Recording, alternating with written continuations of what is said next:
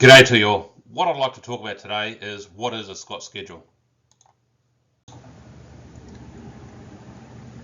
The Scott schedule is considered a summary of the entire claim and for the NCAT member or the judge to compare differences of opinions of the experts. A Scott schedule is a form which allows the parties to itemize defective and/or incomplete works which are the subject of a home building dispute. The term Scott schedule was introduced in the 1920s and named after the inventor George Alexander Scott. He was a building surveyor. A Scott schedule refers to a table setting out certain information about the claim as indicated below.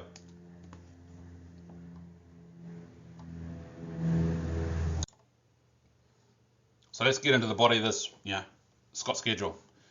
Shortly after your application has been lodged with NCAT, you will be provided with a file number.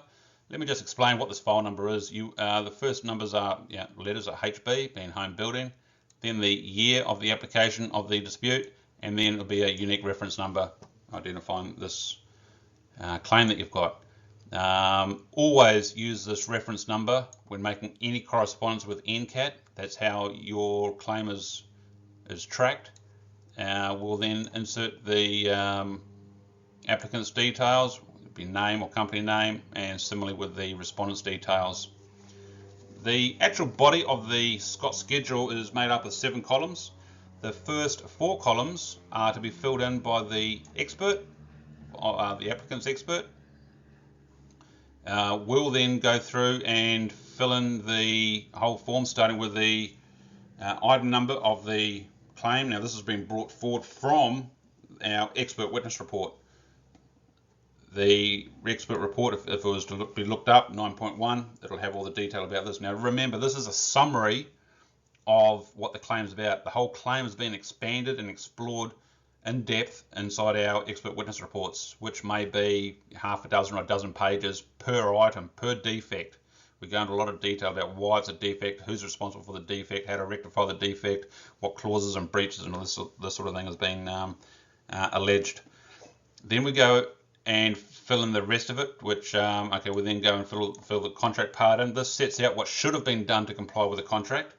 So in this case here, it was just a simple, leaks to the balcony. Then we go into a bit of detail about what the contract was for. Then we go into and make our comments and write in the alleged defects and the breaches, or in this case multiple breaches that we found and can use reference to, and we are using references to Australian standards or the Home Building Act throughout our expert report and the Scott schedule. We then go into the estimate of loss, where you're making a claim because you've got a loss. So we've got to work out, well, what's your loss?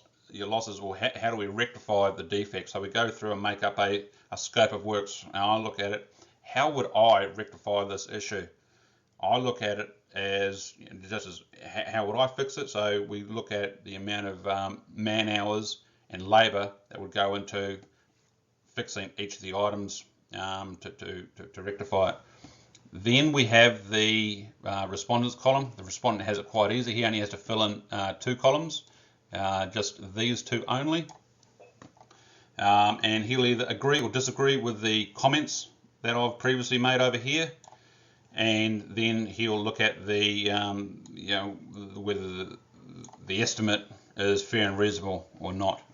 Then the final column is the tribunal's members' comments, and neither expert is to fill this in. This is for the tribunal member to fill in prior or at the next hearing. So that's what the Scott schedule is. We also get asked quite often, can we just do a Scott schedule only? The simple answer is no. There's not enough detail. As I said, this is just summarised from the expert witness report, and a lot more information is in the expert witness report. So one goes hand in hand with the other. However, in some smaller cases, where it's a very small claim or very easy to understand, a Scott schedule may not be required because it's quite simply explained within the expert report, and the expert report may only be, on this one defect may only be a page or maybe 2 pages. Very simple, clear and precise what the defect is, and very simple. So in some cases, it's not necessary to have a Scott schedule every time. However, it is under the instruction of the judge or the NCAT member to decide that. So that's the Scott schedule as a basic overview. So you're a lot wiser and knowing a lot more about what a Scott schedule is. Look, we've been in the industry for over 20 years, and we're also accredited building consultants with the Master Builders Association and with the Institute of Building Consultants in New South Wales. Look, my details are just up above there. Check our website out. My email address is there. Our phone number's there. Give me a call, and I look forward to hearing from you. Thank you.